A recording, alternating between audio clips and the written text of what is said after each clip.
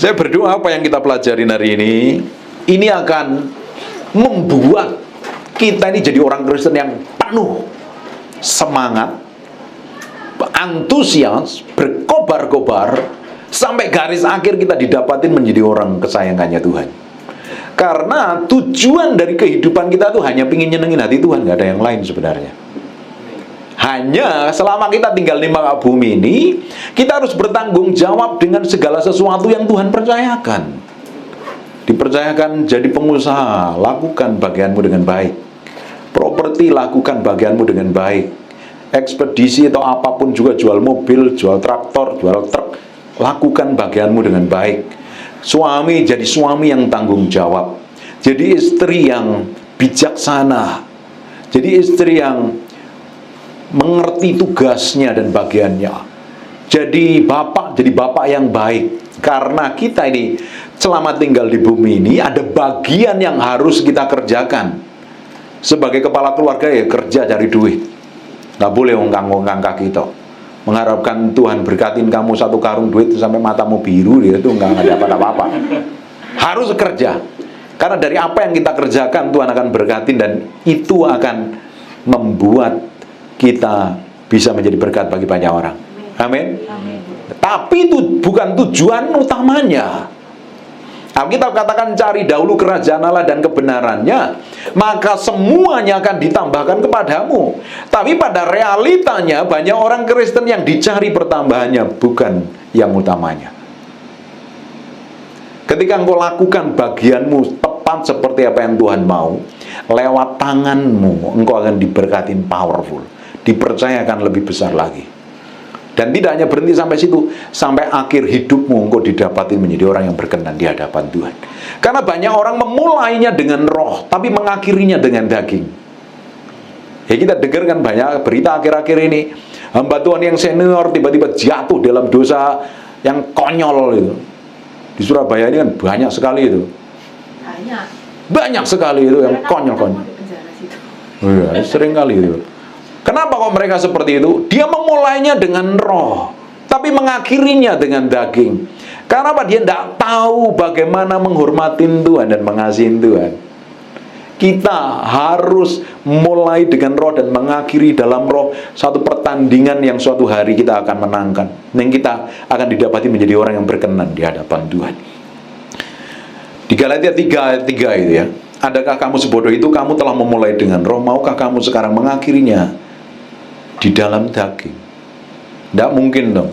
Kita yang cinta Tuhan ini tapi kelakuan kita tambah buruk, tambah jelek. Makanya saya bilang, tadi siang saya khotbah di Surabaya Selatan, orang itu semakin cinta Tuhan, semakin mengasihi pasangan hidupnya. Katakan yes. Katakan yes gitu. Yes. Semakin Bapak Ibu makin cintai Tuhan, engkau semakin sayang sama istrimu. Semakin kamu cinta Tuhan, kamu semakin cinta banget sama suamimu. Semakin bertindak hati-hati. Tidak mau sembarangan, tidak mau sembrono. Tapi kalau engkau hubunganmu tidak benar dengan Tuhan, hubunganmu nggak benar dengan orang lain. Apalagi hubunganmu dengan orang di sampingmu, geger, ribut, berantem, nyalain terus, cari kesalahannya terus. Kalau sudah seperti itu, kita ini kalau sudah marah-marah, yang kemarin kita bahas itu judul khotbah saya itu marah. Yang kapan hari? Orang itu kalau suka marah terus, hubungannya pasti tidak benar loh dengan Tuhan. Hatinya tidak benar. Orang kita ini semakin dekat dengan Tuhan, hati Tuhan tuh nempel sama kita kok. Kita memiliki kepekaan. Ketika kita bikin salah, wih, ada yang nggak benar nih dalam diri kita. Pernah merasakan kayak begitu kan? Ketika kita melakukan kesalahan kok rasanya tidak enak, ya apa ini ya? Mau makan juga tidak enak, mau ngomong nggak enak. Ada sesuatu yang seperti kita ini dikejar terus gitu. Harus beresin ini, harus beresin ya. Tapi kalau orang itu sudah suka marah-marah, suka ribut, suka berantem dengan orang lain, tapi nggak sadar diri, itu orang perlu bertobat. Tinggal di rumah yang baru, sama tetangga barunya berantem. Pindah gereja, berantem dengan sesama gereja. Pindah perusahaan, ribut dengan bosnya. Punya sopir, berantem dengan sopirnya. Kamu piara anjing, anjingmu stres, kamu marahin terus. Kok gue punya tuan ke model kayak begini? Orang tuh kalau nggak bener hatinya, akhirnya apa? Dia nggak bener hubungannya dengan sesamanya. Ini perhatikan nih suami istri ini. Kalau hubunganmu dengan Tuhan nggak bener tuh kamu suka ribut loh. Yang mau nikah ini, perhatikan baik-baik ini. Yang mau nikah nih, Victor sama Pak itu kan mau nikah ini. Biasanya banyak nama. Ya, bentar lagi dikirim. Gadis yang rupawan dan bijaksana. Kalau suka berantem, suka ribut terus-terusan, perhatikan baik-baik. Ada hati yang tidak berhati, yang tidak enak tuh. Cepat diberesin di hadapan Tuhan. Nanti kalau kamu terus-teruskan, nanti kacau malahan. Coba sekarang kita akan lihat di Yudas pasal ya. Yudas itu satu buku ya. Sekarang kita akan lihat Yudas ayat yang ke-11. Celakalah mereka karena mereka mengikuti jalan yang ditempuh Kain, karena mereka karena mereka oleh sebab upah menceburkan diri dalam kesesatan Bileam, dan mereka binasa karena kedudukan seperti Korah. Ini contoh orang yang akhir dari perjalanan hidupnya gagal, mengakhirinya dalam kegagalan. Ini jadi contoh yang harus kita ngerti ini, karena ditulis di kitab Yudas, dekatnya kitab Wahyu. Penting buat orang akhir zaman. Kain. Kenapa kok Kain ini jadi contoh? Tukang marah, dendam, tidak bisa mengampuni, nggak bisa terima ketika orang lain diberkatin, ketika orang lain dipromosi, ketika orang lain dapat perkenanan Tuhan, tidak terima. Akhirnya dia marah. Bukankah ketika Habel mempersembahkan korban diterima dan Kain, persembahannya Kain tidak terima? Ini bukan kain batik ya, ini kain orang. Tidak diterima, akhirnya dia marah dan akhirnya dibunuh. Si Habel akhirnya dibunuh oleh Kain. Di dalam perjanjian baru, engkau nggak perlu membunuh orang dengan pedang, dengan sianida, dengan bom, dengan pistol dan ketapel. Tapi engkau cukup membenci sesamamu, engkau adalah seorang pembunuh manusia. Coba buka di 1 Yohanes pasal yang ketiga, yang ke-15. Barang siapa membenci sesamanya, dia adalah seorang pembunuh manusia. Kamu benci dengan sesamamu, benci toh. Lu benci itu gara-gara apa awalnya? Kan kecewa. Kamu kecewa, kesel, nggak cepat diberesin, lama-lama jadi jengkel, marah, ujungnya dendam, sakit hati dan kepahitan. Kamu membenci sesamamu, bayangin. Setiap orang yang membenci sesamanya adalah seorang pembunuh manusia. Kan nggak perlu pakai pedang ini. Tahu nggak benci ekspresinya seperti apa sih ketika ketemu orang yang menyebalkan, benceno? Lihat saya nih, lihat saya. Ketika kamu ketemu orang yang menyebalkan, yang benceno, yang ngecewakan, yang ngeselin, mukamu modelnya kayak apa biasanya? Mencucu. Cantik apa enggak? Tapi suka ya, sering mencucu ya. Sudah tahu mukanya kalau marah itu jelek, tapi sering seneng marah ya. Anehnya masalahnya seperti itu. Kalau itu tidak dibereskan, lama-lama kesel, jadi kecewa, benci, dendam. Kamu menjadi seorang pembunuh manusia. Dan kamu tahu bahwa tidak ada seorang pembunuh yang tetap memiliki hidup yang kekal di dalam dirinya. Binasa. Sekalipun kamu kasih persembahan besar di gereja, sekalipun kamu rajin ke gereja, sehari ke gereja ibadahnya 7 kali kamu datang terus, tapi kalau kelakuanmu busuk, sih kamu jelek, kamu nggak melepaskan pengampunan, kamu marah sama orang, nggak bisa mengampunin, kamu akan binasa. Firman yang ngomong. Amin. Kain benci, akhirnya binasa. Yang lebih konyol lagi nih, coba perhatikan baik-baik ini. Mengikuti jalan yang ditempuh Kain. Makanya belajar sekarang harus belajar mengampuni, sekalipun itu menyebalkan. Tahu nggak kasih itu artinya apa? Mengasihi orang yang nggak layak dikasihi. Senyum kepada orang yang menyebalkan, enak nggak? Tapi kamu hari ini harus belajar seperti itu. Kalau senyum sama orang yang baik sama kita, salam ya tace ya, salam puji Tuhan ya, maju Ci ya, maju tak gentar maju oh sana. Kamu bilang maju gampang, shalom gampang sama orang yang baik sama kamu. Tapi kalau orang itu ngeselin, udah ngeselin, benceno, mengecewakan, kira-kira apa yang terjadi? Kamu ketemunya, shalom, shalom, ya salam. Nah gampang, tak mudah loh. Bener apa enggak? Harus berbeda reaksi kita, respon kita. Jangan sampai hal konyol, hal yang kita anggap sepele itu jadi pintu masuknya setan untuk ngajar hidup kita, sehingga kita tidak didapati menjadi orang yang berkenan sampai garis akhir. Karena perjalanan hidup kita ini masih panjang ini. Kita akan mau umur sampai 99 tahun plus 11 bulan kan. Ini 11 bulan kok gak genap 1. Iya, hampir 100 lah pokoknya lah ya. Ini kan baru umur 40, 30, 50. Om itu kelihatan umurnya baru 55 ya belakang. Nah, kita kan masih perjalanannya kan masih panjang sekali kan.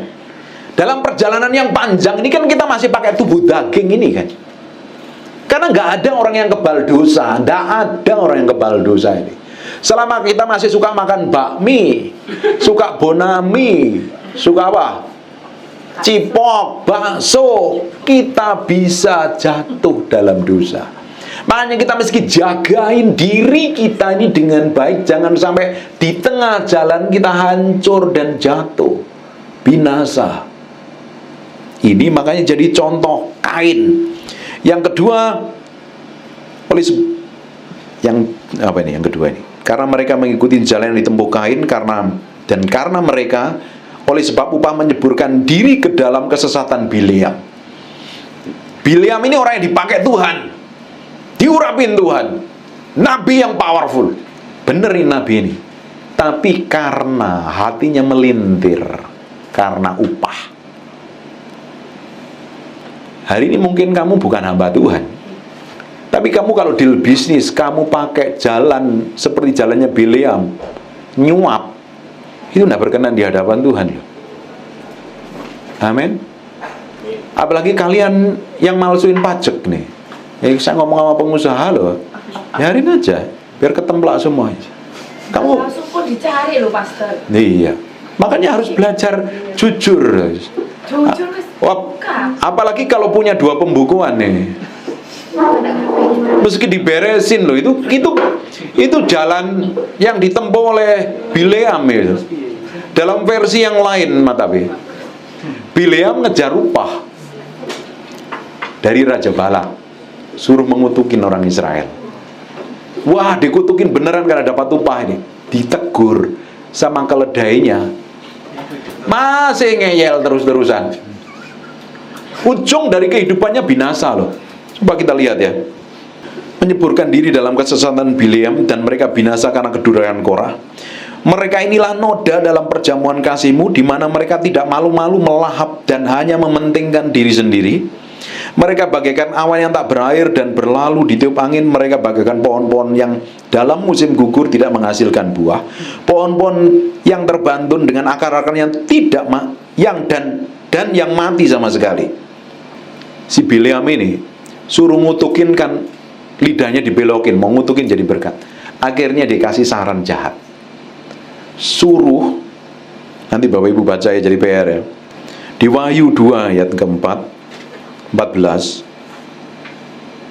Di Wahyu 2 ayat yang ke-14, tetapi aku mempunyai beberapa keberatan terhadap engkau. Di antaramu ada beberapa orang yang menganut ajaran Bileam, yang memberi nasihat kepada Balak untuk menyesatkan orang Israel supaya mereka makan persembahan berhala dan berbuat zina. Kalau dibuka ini, ayat ini, nanti selidikin. Dia mau kasih saran sama orang-orangnya Balak ini untuk tidur dengan orang-orang Israel. Akhirnya kan mereka berurusan dengan Tuhan karena zina kan. Dan Israel akhirnya, orang-orang Israel akhirnya berurusan dengan Tuhan. Dikasih nasihat jahat untuk berzina, tidur. Dari situ akhirnya kan dosa langsung berurusan sama Tuhan kan. Bapak Ibu perhatikan baik-baik, saudara-saudara yang terkasih, orang-orang keren ini. Dosa itu pelanggaran terhadap firman Tuhan, apapun namanya dosa. dosa itu menjadi pintu masuknya setan untuk menguasai kita. Dosa adalah pelanggaran terhadap firman Allah. Kamu melanggar firman, dosa apapun namanya, kamu akan terima upahnya adalah maut. Solusi dari dosa adalah bertobat, minta ampun sama Tuhan. Harus. Karena Bileam kasih saran kepada pengikutnya Balak, perempuan suruh perempuan-perempuan yang cantik-cantik deketin orang Israel. Akhirnya mereka tidur bareng. Nanti cari ayatnya, saya nggak omongin, saya nggak buka ayatnya. Akhirnya mereka jatuh dalam perzinahan kawin campur. Dalam perjanjian lama orang Israel kawin campur itu ngeri sekali itu. Dan apa yang terjadi? Israel akhirnya mengalami sesuatu yang mengerikan, dibinasakan, mati banyak sekali. Perhatikan baik-baik. Jangan izinkan kelemahan dalam hidupmu, apapun namanya. Kalau kelemahan itu kamu pelihara terus, kelemahan itu jadi pintu masuknya setan untuk menguasai hidupmu. Kelemahan apapun. Setiap orang kan punya kelemahan masing-masing kan. Yang di belakang dulunya gampang marah, puji Tuhan sedang diubahkan Tuhan. Ada yang pikirannya kotor. Ada yang tukang bohong. Ada yang tukang tipu. Ada lagi macam-macam yang kenalin kelemahanmu masing-masing, dan kelemahan itu kamu mesti serahkan sama Tuhan. Kalau tidak, kelemahan itu kamu serahkan sama Tuhan, engkau akan ketemu dengan kehancuran. Ini contoh ini. Tadi dikasih contoh satu lagi namanya Korah kan. Tahu nggak apa yang terjadi dengan Korah? Korah itu ngelawan pemimpin. Dia ini kumpulan imam. Tapi dia nggak setuju dengan kepemimpinannya Musa. Akhirnya dia memberontak kepada Musa. Binasa. Ibu, belajar menyerahkan diri sepenuhnya di hadapan Tuhan. Kalau nggak menyerahkan sepenuhnya ke hadapan Tuhan, capek lama-lama ya. Duduk aja ya. Nyantai aja ya. Kalau kita nggak menyerahkan diri kita sepenuhnya di hadapan Tuhan, apa yang terjadi? Kita akan dikuasai oleh daging dan akan diseret jatuh di dalam dosa. Makanya ikut Tuhan harus pikul salib, sangkal diri, mati daging. Karena keinginan daging tadi yang akan membuat kegagalan dalam hidup kita ngikut Tuhan. Amin. Di Roma 8 ayat yang ke-6, karena keinginan daging adalah maut, tetapi keinginan roh adalah hidup dan damai sejahtera. Perhatikan ya. Karena keinginan daging adalah maut, tetapi keinginan roh adalah hidup dan damai sejahtera. Tapi kalau kamu ngikutin keinginan hawa nafsumu, marah-marah terus, itu nggak mendatangkan damai sejahtera.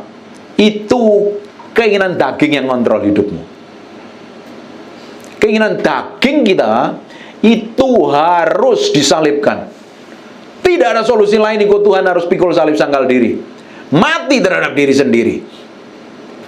Coba kita lihat di ayat yang ke-7-nya. Sebab keinginan daging adalah perseteruan terhadap Allah.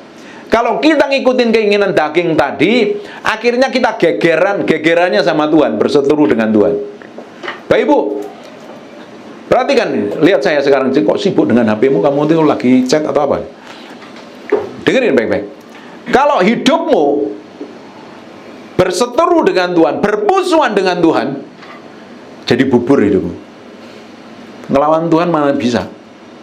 Dan anehnya kita suka ngelawan Tuhan kan, berseteru dengan Allah. Dengan cara apa? Ngikutin ego, ngikutin hawa nafsu, ngikutin keinginan. Setelah dengar khotbah tentang marah-marah, kayaknya sudah sabar semuanya hari ini. Sudah sabar kan? Sudah mulai belajar mengendalikan diri dengan baik kan? Amin. Kalau kita ngikutin keinginan daging, kita akan berseteru dengan Allah. Karena daging tadi tidak takluk kepada hukum Allah. Dan daging itu tidak mungkin takluk kepada hukum Allah. Makanya harus dimatikan. Segala sesuatu yang mengontrol dan mengendalikan diri kita selain Roh Kudus harus takluk, harus mati. Kalau tidak, engkau dikuasai oleh keinginanmu. Itu yang membuat engkau gagal sampai garis akhir. Sehingga engkau tidak sampai tujuan Tuhan. Engkau nggak sampai destinasi Tuhan, gagal di tengah jalan. Harusnya engkau mencapai dan menerima sesuatu yang ilahi, yang besar yang datangnya dari Tuhan. Engkau nggak menerima jatah itu. Amin. Gehazi, orang yang harusnya meneruskan pelayanannya Elisa, tapi karena dia pingin upah, selesai di tengah jalan. Usia yang kemarin kita bahas, raja Usia raja yang hebat nih, dipakai Tuhan. Karena nggak bisa kontrol dirinya, nggak bisa mengendalikan dirinya, selesai mati dengan kusta yang mengerikan. Yudas harusnya menjadi rasul yang meneruskan pekerjaannya Yesus Kristus dengan 12 rasul yang lain, berhenti di tengah jalan. Karena apa? Dikontrol dan dikendalikan oleh keinginan dagingnya. Makanya Bapak Ibu, kalau engkau sayang dengan dirimu sendiri, engkau susah mengasihi orang lain, terutama orang yang menyebalkan. Kalau kamu terlalu sayang dengan dirimu sendiri, engkau susah mengampuni. Makanya Alkitab ngomong, engkau harus membenci dirimu, mati terhadap diri sendiri, supaya kita bisa mengasihi orang lain. Kita harus sangkal diri supaya daging gak ngontrol dan mengendalikan. Amin. Selama Bapak Ibu suka makan bakmi, engkau masih punya keinginan daging dan harus ditaklukkan kepada Kristus. Lanjut lagi di Galatia 5 ayat yang ke-24. Barang siapa menjadi milik Yesus, ia menyalibkan daging dengan segala hawa nafsu dan keinginannya. Kita ini sekarang miliknya Yesus loh. Gak ada solusi lain kecuali kita harus menyalibkan daging kita dengan segala hawa nafsu dan keinginannya. Siapa yang pernah dibangunin Tuhan jam 3:30 pagi atau jam 3 pagi atau jam 5 pagi, bangun doa, ngantuk Tuhan, pernah kan? Baca firman, capek Tuhan, entar aja, malah bablas, malah enggak. Karena apa? Daging kita. Itu contoh simpel aja. Doa, entar Tuhan wis. Puasa, baru turun dari keluar kamar, Mbak masak apa kok baunya harum banget? Lihat IG, lihat TikTok, lihat media sosial, kok postingannya makanan terus itu. Tuhan ya, izin ya Tuhan ya, hari ini nggak puasa lah. Gitu ya.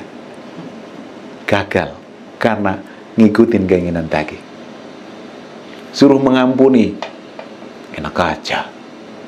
Dia seringkali nyebelin, jengkelin, bencana terus-terusan. Ntar ku ampuni dia gede kepala.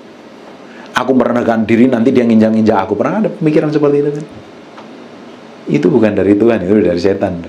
Ketika kita disuruh mengampuni, dalam pikiran kita mikir, nanti kurang ajar dia, ninjak-ninjak kamu. Pernah kan? Bukan dari Tuhan itu. Wong kita jalan sama Tuhan, tidak mungkin tuh Tuhan gak bela kita. Tapi kalau kita ngikutin keinginan daging kita, akhirnya kita menjadi musuhnya Tuhan, ngelawan firman. Kamu ngelawan firman berdosa. Dan jangan pernah berharap Tuhan menyertai hidupmu. Orang-orang yang melawan firman binasa semuanya. Salah satu contohnya, 3 contohnya tadi, bukan salah satu itu, 3 contoh. Kain sama Bileam dan Korah. Ada lagi contoh yang lain, Gehazi, Raja Usia, Yudas, Ananias, Safira. Banyak contoh itu orang gagal itu. Mati mereka, binasa. Jangan sampai kita sudah cinta Tuhan, tapi karena hal konyol, hal bodoh, terus kita lakukan semuanya hilang. Bukankah satu ragi menghamirin seluruh adonan? Jaga hatimu dengan baik. Karena apa? Perhatikan ya, kekristenan itu standar moralnya tinggi sekali ya. Dan orang dunia melihat kekristenan itu tinggi standarnya. Mungkin pemimpin agama lain melakukan perzinahan, perselingkuhan, dia bisa khotbah, dia bisa memimpin dan jemaatnya masih mendengar. Tapi bayangkan kekristenan, seorang hamba Tuhan jatuh dalam perzinahan, siapa yang mau dengar khotbahnya?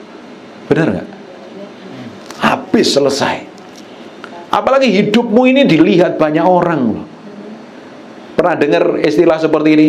Ngakunya orang Kristen, ngakunya rajin gereja, rajin ibadah, kok seperti itu kelakuannya?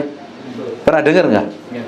Kenapa orang ngomong seperti itu? Karena orang Kristen dituntut memiliki standar kerajaan Allah yang tinggi sekali. Makanya jangan sampai hal-hal bodoh itu membuat kita jatuh di dalam dosa. Hal apapun juga. Ini kalian yang di bawah 40 tahun ini masih hot ini semua ini. Gairahnya masih gede-gede ini. Nafsu seksnya masih tinggi-tinggi. Kalau nggak kontrol, bisa menjeratmu jatuh dalam dosa ini. Kok tertunduk malu semuanya nih, ini kelihatannya. Ya, saya ngomong tentang hal realita loh. Jaga ini, keren-keren, ganteng-ganteng, apalagi Pak James gue ini. Godaannya lebih banyak nih. Yang Victor, yang di belakang cantik-cantik kalian ini, nanti akan datang ujian. Makanya kekristenan kita itu akan ngalami namanya ujian, katakan ujian. Itu akan kelihatan kita ini kokoh, teguh, powerful apa enggak. Aslinya engkau di hadapan Tuhan akan terlihat ketika engkau ngelewatin ujian. Jatuh dalam dosa apa enggak? Amin. Kalian kalau di sini kan keren-keren, kelihatan suci semua. Waduh, kudus semua. Angkat Tuhan, haleluya. Tapi bagaimana ketika engkau ngadapin kenyataan yang pahit, kenyataan yang menyebalkan, hal yang menjengkelkan, yang bencana, ngeselin, bagaimana reaksimu?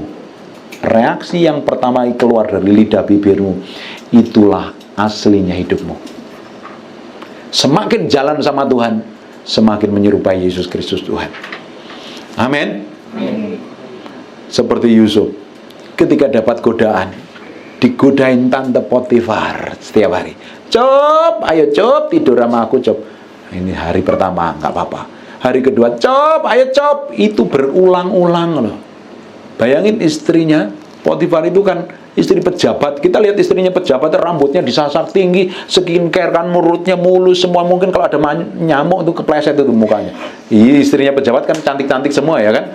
Keren-keren ya, ada beberapa yang kegemukan, mereka langsung sedot lemak di Korea ya, rata-rata kan. Rata-rata cakep-cakep kan.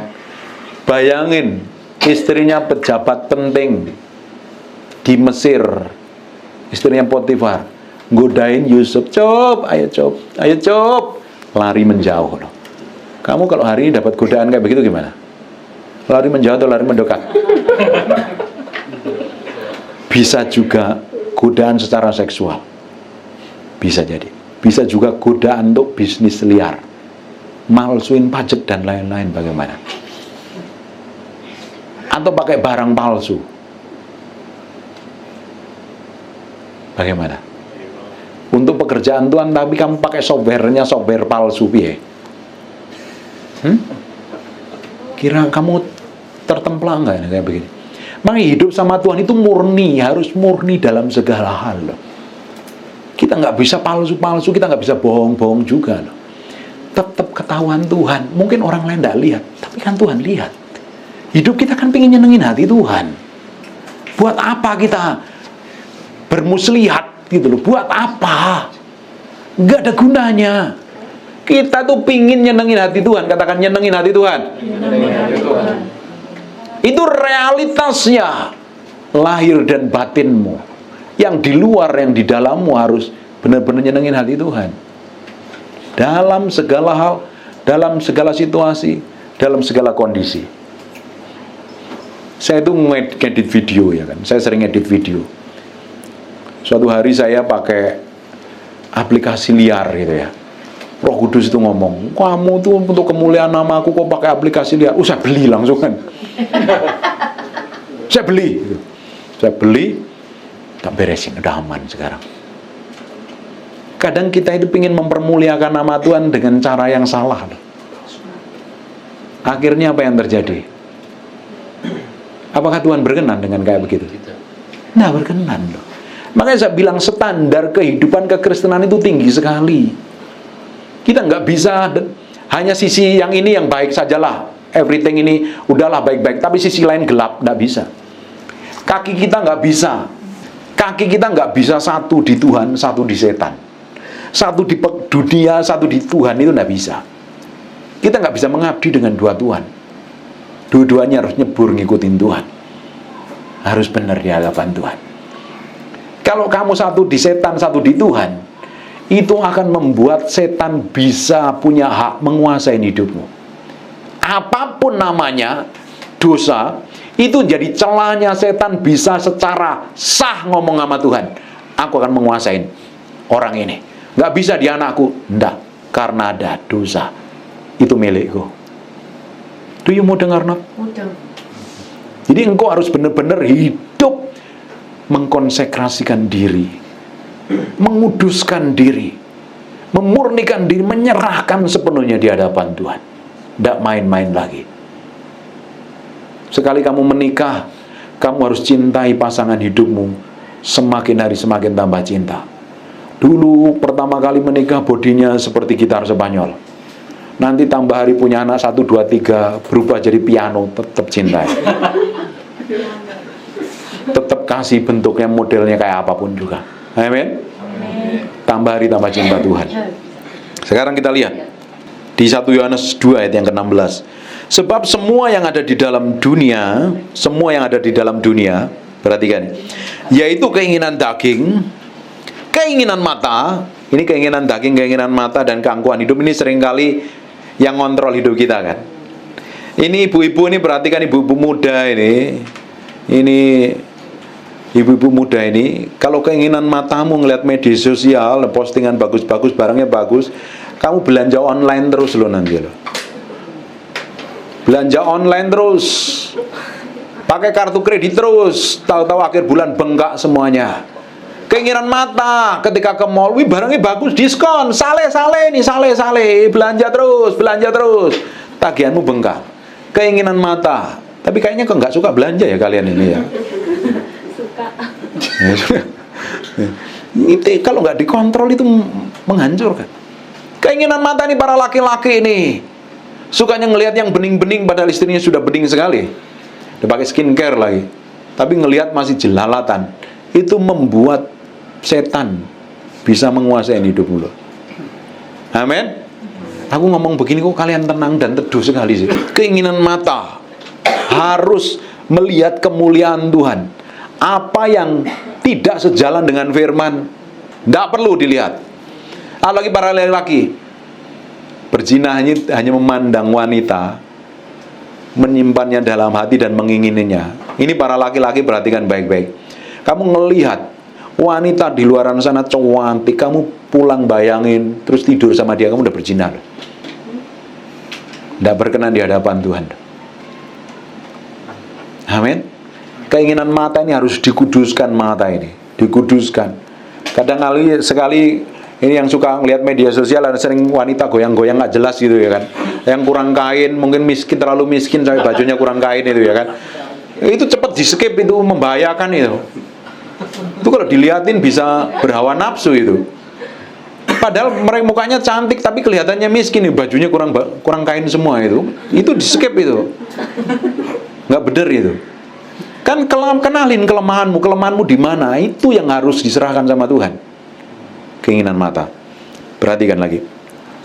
Keinginan daging ini yang perlu disalibkan ini. Keinginan daging yang paling menonjol dalam dirimu apa? Keinginan daging yang paling menonjol itu apa? Yang sering kali ngontrol. Masing-masing kan orang berbeda-beda ya kan.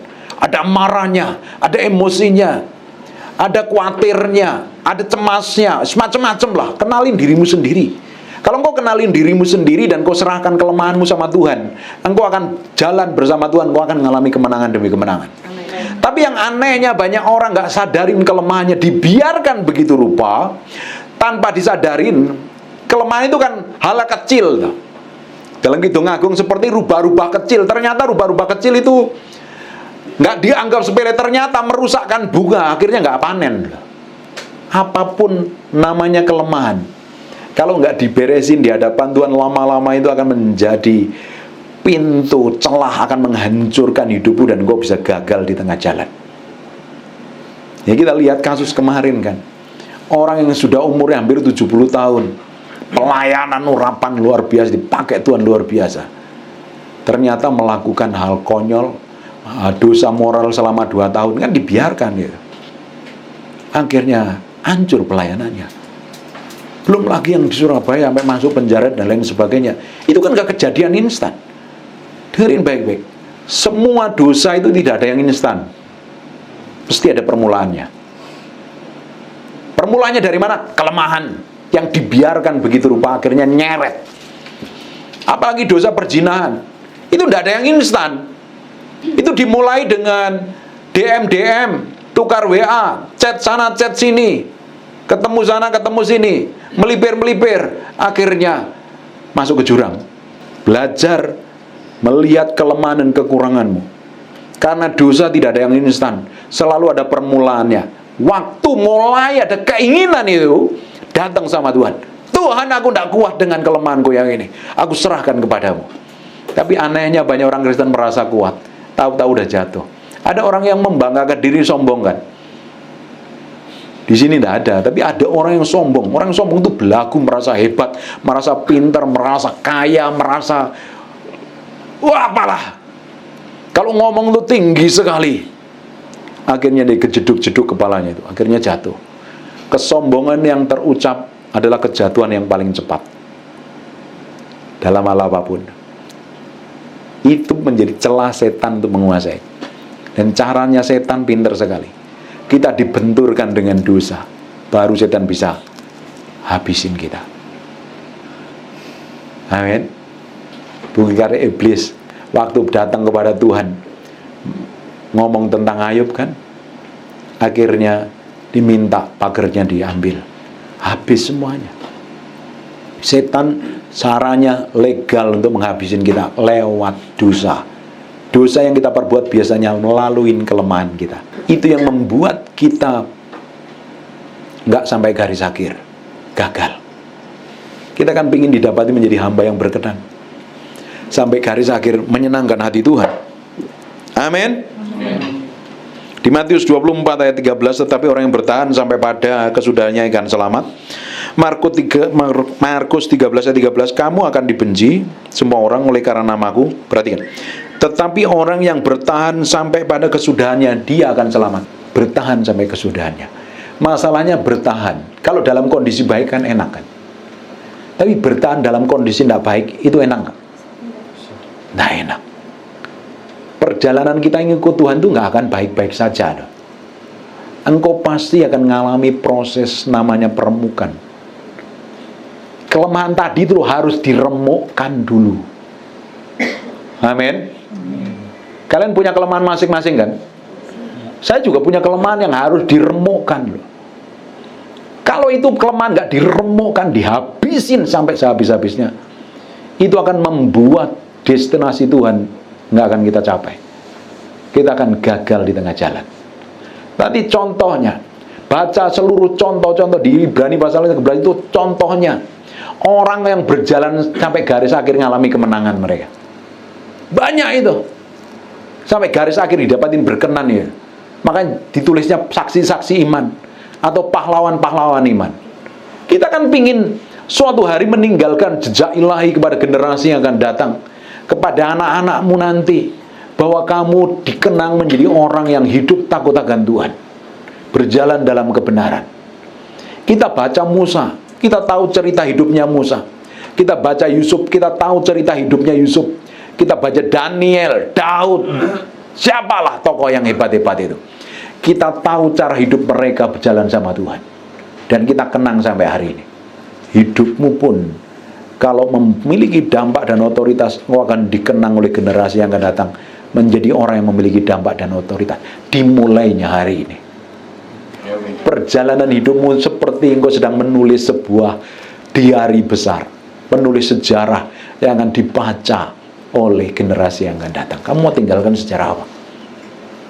Sejarah konyol, sejarah memalukan, atau sejarah menjadi seorang yang mengubahkan banyak orang? Amin. Kenalin dirimu sendiri, serahkan sama Tuhan. Tuhan akan buat sesuatu yang tanpa kita sadarin, kita hampir selesai nih.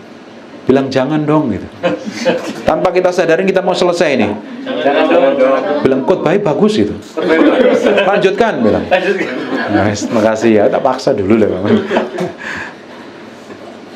Kita mau berjalan setiap hari, berjalan dalam iman, berjalan dalam kemuliaan, berjalan dalam kekudusan, berjalan dalam kesucian. Semakin hari urapanmu semakin tebal. Urapan kita, hikmat kita, itu seperti gulung, seperti bola salju. Tambah hari tambah gede, pengaruhmu tambah gede. Lihat ini yang bisnis-bisnis ini. Semakin kamu setia, semakin omsetnya naik kan, tambah kaya kan. Kok nggak ada amin ya? Balik ini ngomong duit loh ini loh. Kamu kerja, tambah hikmat, tambah orderan, tambah omset, tambah kaya kan? Amin. Hidup sama Tuhan itu lebih, ada lompatan iman, ada percepatan ilahi, ada pelipat gandaan kalau engkau jalan sama Tuhan. Kita hidup di akhir zaman, kita akan melihat percepatan ilahi. Amos 9 coba baca. Ya Amos. Waktu akan datang, demikianlah firman Tuhan, bahwa pembajak akan tepat menyusul penuai dan pengirik buah anggur, penabur benih, gunung-gunung akan meniriskan anggur baru, dan segala bukit akan kebanjiran. Bayangin, baru dibajak langsung dituai. Itu namanya percepatan ilahi. Kamu tangkap ritme Tuhan, kamu tangkap sesuatu yang datangnya dari Tuhan. Perhatikan baik-baik. Kalau engkau nggak ngikutin apa yang Tuhan mau, kalau engkau nggak tangkap pergerakan ilahi, engkau akan ketinggalan dengan kegerakan yang Tuhan sedang kerjakan loh. Ketika engkau berjalan bersama Tuhan tadi, makanya kenapa harus membangun keintiman dengan Tuhan, supaya kita ngerti isi hatinya, supaya langkah kita seritme dan seirama dengan Dia, kita ngikutin apa yang sedang tren menurut kerajaan Allah yang hari ini sedang kerjakan, kita jalan, kita akan mengalami percepatan ilahi. Baru dibajak langsung dituai. Keren gak itu? Saya lihat nanti ada orang-orang di tempat ini nih tiba-tiba muncul. Aku sopo pak, aku setakun nenggeng setan, tiba-tiba kok dipakai pelayanan kesembuhan ilahi loh. Amin. Aku nggak ada amin ya. Apa ya? Tiba-tiba engkau jadi hamba Tuhan, mungkin jadi pengusaha sukses, tiba-tiba jadi konglomerat yang luar biasa, omsetmu berlipat kali ganda. Amin. Ini ngomong duit ini nggak ada amin ini. Amin. Tiba-tiba kamu beli tanah di Citralen ini banyak sekali, punya aset yang banyak sekali. Itu percepatan ilahi loh. Amin. Jalan sama Tuhan, Tuhan punya maksud dan tujuan loh. Jalan ngikutin apa yang Tuhan mau.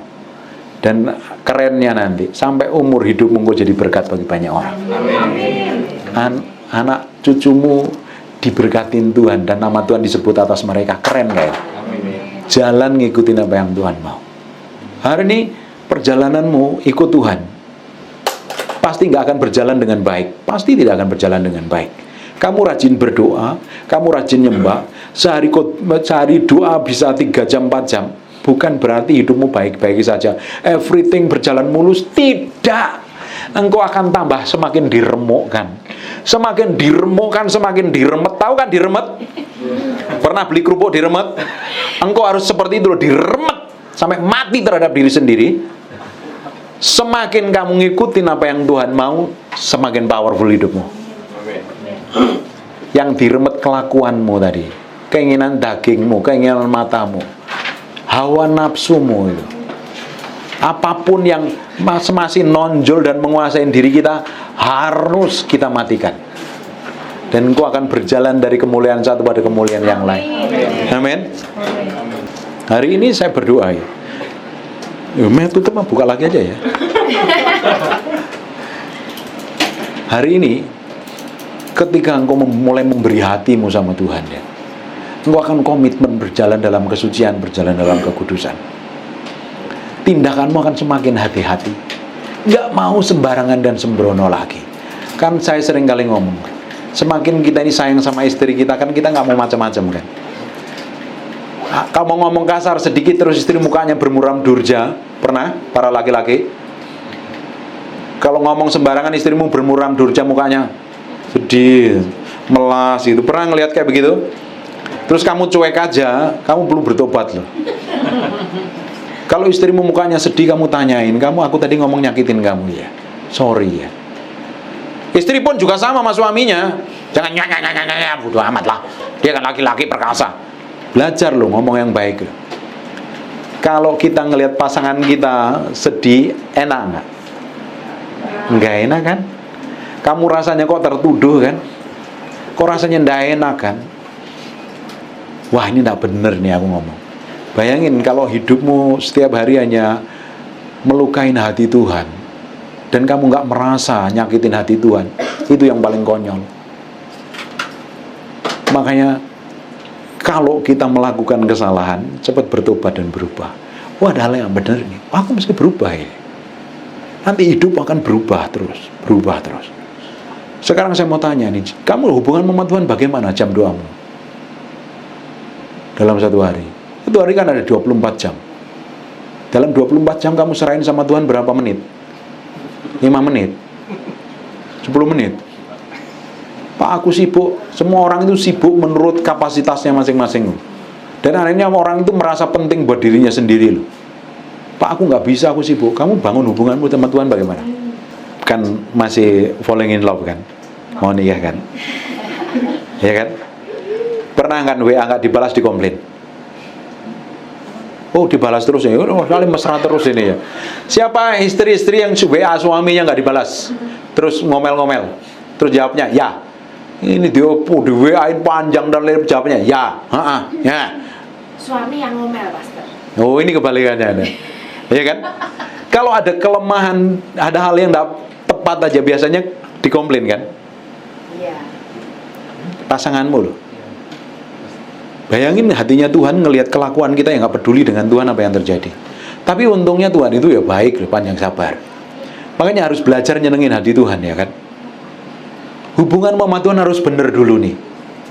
Dalam satu hari ada 24 jam, berapa banyak kamu serahkan sama Tuhan? Berapa banyak kamu berikan sama Tuhan dalam 24 jam itu? 2 menit, 10 menit, 1 jam? Kalau kita bayar per puluhan dari 24 jam itu, kita bayar per sepuluhannya. Dari 24 jam itu 2 jam 40 menit. Betul apa enggak? Harusnya didedikasikan sama Tuhan kan?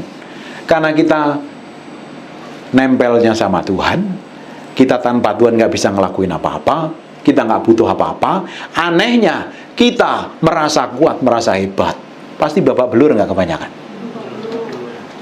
Udah tahu begitu, tetap aja masa bodoh dari tahun ke tahun. Harus berubah. Kalau engkau dedikasikan waktumu dalam satu hari minimal 2 jam ya, bisa nggak? Di depan TV berapa banyak? Lama. Kadang main handphone itu berapa lama kadang? Scroll loh. IG, TikTok, Facebook, nggak ada yang main Facebook di sini kelihatannya. Ada snack video itu berapa lama itu? Tanpa kita sadari bisa sejam lebih lah. Kita habiskan waktu begitu rupa lah. Kadang kita balas chat orang aja bisa lama loh. Padahal kita butuh Tuhan dan perlu Tuhan. Beresin hubunganmu dengan Tuhan dulu. Kamu beresin hubunganmu dengan Tuhan, hubunganmu dengan sesamamu benar, pekerjaanmu benar, pelayananmu benar. Tapi banyak orang pelayanan dulu baru bangun hubungan dengan Tuhan. Salah. Bangun hubungan dengan Tuhan, bangun keintiman dengan Tuhan, baru melahirkan pelayanan. Kan gak ada yang dilahirkan dari batu kan ini. Semuanya punya orang tua kan. Kita lahir itu gara-gara apa? Ada 2 orang yang saling jatuh cinta, sang jitan, baru pernikahan diberkati, mereka falling in love, making love. Setelah itu baru apa ini? Belendung ya, bukan belendung ya. Hamil. Apa? Hamil. Enggak, setelah hamil kan enggak langsung procot keluar kan? Butuh berapa lama? 9 bulan, 10 hari ya.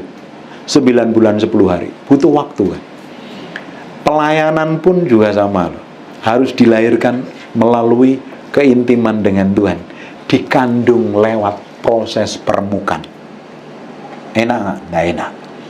Nah, ini tahu nih diremukkan semua ini, yang pemimpin-pemimpin ini harus mengalami permukaan, harus mati, benar mati loh.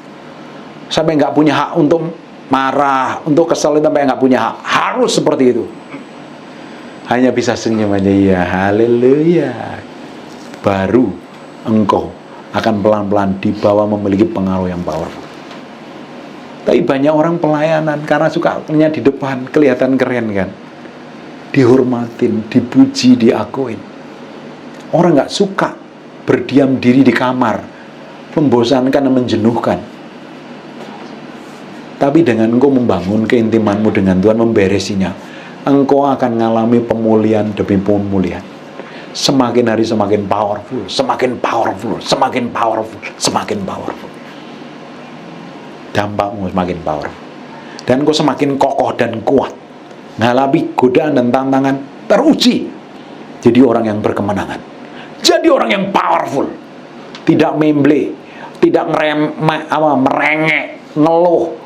Orang baru ngakunya cinta Tuhan, kalau ngadepin masalah nangis, mewek, gulung-gulung, jempalitan, teriak-teriak, histeris kayak orang nggak kenal Tuhan itu loh. Jalanin aja, nggak usah komplain. Banyak orang ngadepin masalah yang dicari siapa? Pendeta. Dipikir kalau ditumpangi tangan langsung instan, bim, salah bim, masalahnya kelar. Ternyata tambah ruwet, ditumpangin tangan pakai minyak urapan, tambah gundul nanti. Uyak gitu. Enggak akan menyelesaikan masalah. Yang perlu kita cari Tuhan loh, yang perlu kita kejar Tuhan loh. Tapi anehnya, orang enggak mau membangun keintimannya karena membosankan dan melelahkan. Padahal dari situlah sumber kuasa kita, sumber pengaruh kita. Hidupmu pasti akan powerful. Pekerjaanmu akan jadi powerful, jadi berkat. Karena Alkitab katakan, orang yang tidak duduk dalam kumpulan pencemooh. Coba buka Mazmur pasal yang pertama. Ini ayat yang terakhir. Bilang, jangan dong, ini ayat yang terakhir. Mazmur pasal yang pertama. Berbahagialah orang yang tidak duduk, yang tidak berjalan menurut arah nasihat orang fasik, yang tidak berdiri di jalan orang berdosa. Ini jalannya hidup dalam kekudusan dan kesucian. Dan yang tidak duduk dalam kumpulan pencemooh, ayat yang keduanya. Tetapi orang yang kesukanya ialah Taurat Tuhan, dan yang merenungkan Taurat itu siang dan malam. Yang ketiganya pasti suka ini. Lihat, ia seperti pohon yang ditanam di tepi aliran air, yang menghasilkan buahnya pada musimnya, dan yang tidak layu daunnya, apa saja yang diperbuatnya berhasil. Pengen gak kamu berhasil dalam pekerjaanmu? Amin. Dalam penjualan propertimu tiba-tiba meledak. Amin. Dalam apapun lah, tiba-tiba omsetmu naik, engkau mengalami promosi dan peninggian. Sumbernya engkau mesti nempel pada sumber pribadinya. Siapa yang belum nikah di sini? Engkau pingin nggak dapat pasangan yang cantik, jelita, kinclong, takut akan Tuhan, anak tunggal, warisannya banyak.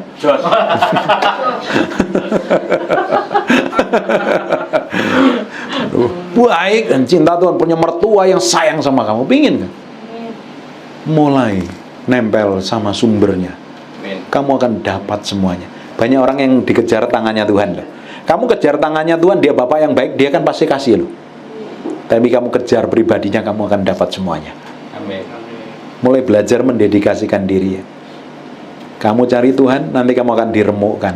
Karaktermu yang buru-buru harus dimatikan ya. Kamu akan jadi orang yang rendah hati, orang yang benar-benar mencerminkan kemuliaan Tuhan. Orang yang sudah teruji, mau datang godaan, mau datang tekanan, datang masalah, kamu hanya cukup senyum aja. Aku bernyanyi bahagia, memuji Yesus selamanya. Nggak ngomel, nggak ngerutu, nggak ngeluh, tapi jalan terus sama Tuhan. Hidupmu akan jadi dampak. Apa yang saya sampaikan ini, kalau kamu pegang sungguh-sungguh, ini akan menjadi dasar kamu akan berkemenangan dalam segala situasi. Kamu akan finish well, kamu akan finish strong. Kamu tidak akan jatuh dalam dosa. Karena banyak orang Kristen awalnya ngikutin Tuhan, di tengah jalan tergoda jatuh dalam dosa. Di akhirnya tidak berkenan di hadapan Tuhan. Kita pingin sampai garis akhir berkenan nyenengin hati Tuhan. Seperti Daud, jadi orang kesayangannya Tuhan. Tahu nggak, kalau jadi orang kesayangannya Tuhan, kita tuh dapat privilege, dapat hal yang orang lain nggak dapat, kita malah dapat. Orang yang disayangin Tuhan, kamu nyembah, mungkin suaramu sember kayak kangleng kongguen di terak. Tapi surga bilang, wah ini siapa nih nyanyi ini? Surga kaget, wah ini orang yang kusayangin ini. Pingin nggak seperti itu? Terus kamu berdoa, Tuhan aku ngadepin masalah ini.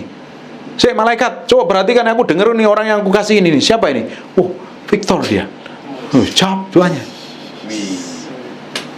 Kita ini seperti, kalau didapati menjadi orang yang berkenan di hadapan Tuhan, kita seperti orang yang di di panggung besar yang dapat spotlight itu. Dia lagi ngapain itu? Surga jadi memperhatikan kita. Pingin nggak seperti itu? Kamu bekerja pun surga memperhatikan. Harusnya nggak dapat, tapi dapat. Nanti praktekkan. Saya udah praktekkan, kita praktekkan berkali-kali ya. Kita parkir di Central Park Mall itu kan susah banget itu di Jakarta. Kalau di sini mungkin Pakuwon ya. Saya bilang sama Tuhan, Tuhan, aku pingin parkir, ini anakmu kan anak raja ini. Aku pingin parkir deket lobi yang enak, muter sekali. Tiba-tiba kok ya ada keluar yo, puji Tuhan. Itu namanya favor, kemurahan itu. Pingin nggak kamu dapat ngalami seperti itu? Orang lain babak belur, tapi kamu kerjakan, ya langsung tiba-tiba terjadi. Bem. Itu kalau orang dikasihin Tuhan tuh kayak gitu tuh. Orang lain babak belur, susah, tapi kita malah diberkati. Orang lain dipecat, kita ngalami promosi. Orang lain utangnya banyak, kita malah sering memberi dan menabur. Memberi makan orang miskin. Itu favor. Itu didapatnya engkau nempel sama Tuhan. Belajar matiin daging, menyerahkan diri sepenuhnya di hadapan Tuhan. Amin. Amin. Diberkati. Bangkit berdiri sama-sama.